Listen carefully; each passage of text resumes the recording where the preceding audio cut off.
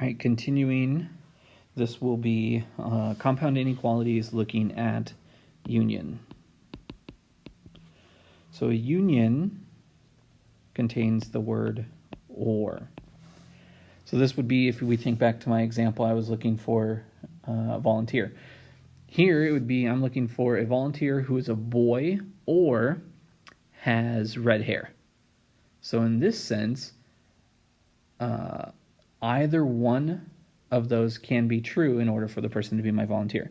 Could be a boy, any boy, or an individual who has red hair. So or is true, a union is true if at least one inequality is true.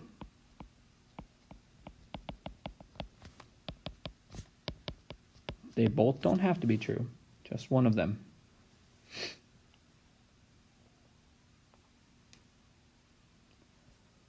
All right, and then the graph is both pieces. All right, so let's take a look at it. A union compound inequality. So this would be example 2.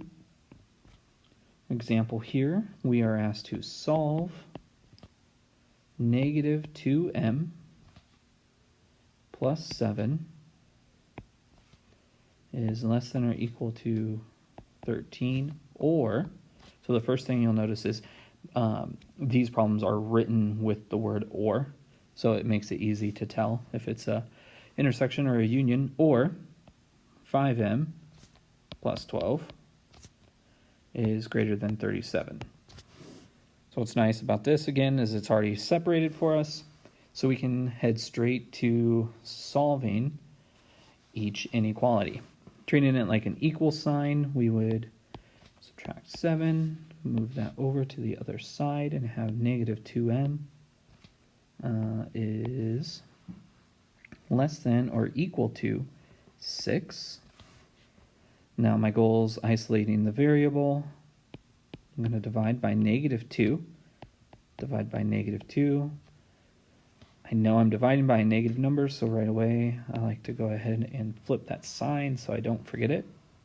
I would have m is greater than or equal to negative 3. Similar process over here. Go ahead and figure that out. See, subtract 12. I get 25.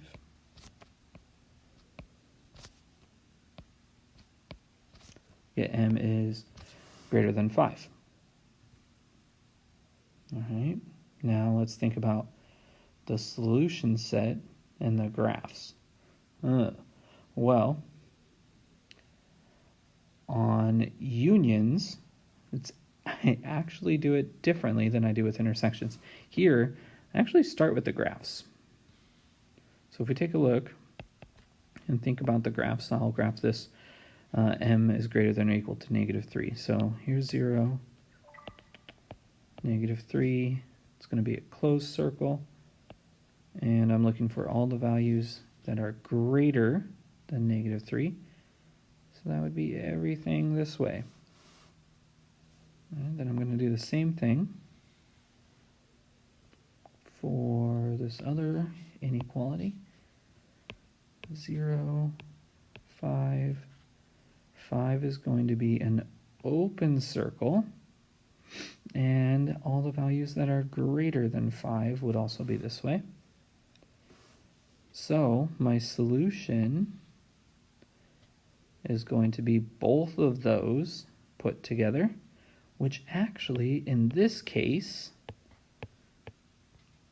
if I just use the graph of negative 3, m is greater than or equal to negative 3, notice that this graph actually includes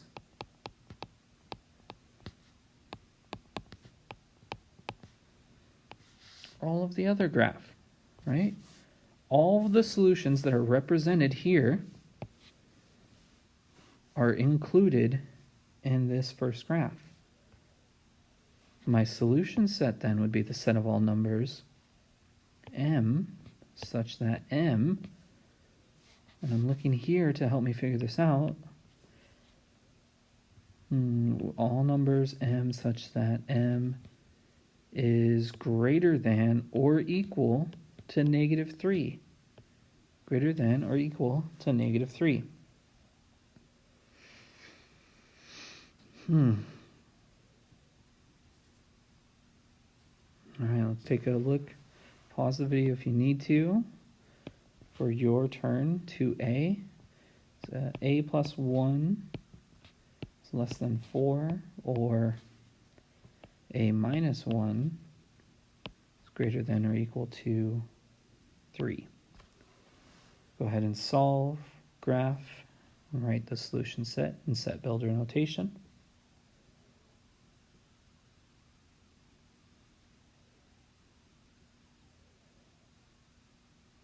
All right, so you might have struggled with this one a little bit. If you would have gotten to the graph, which I'm confident you all could have, if we would have gotten to the graph, we would have had something that looks like this. We would have greater than 4. We would also have less than 3. Now, this is the final graph. This is what we're looking for. This is absolutely correct. Notice that there's a break in the data set here, right?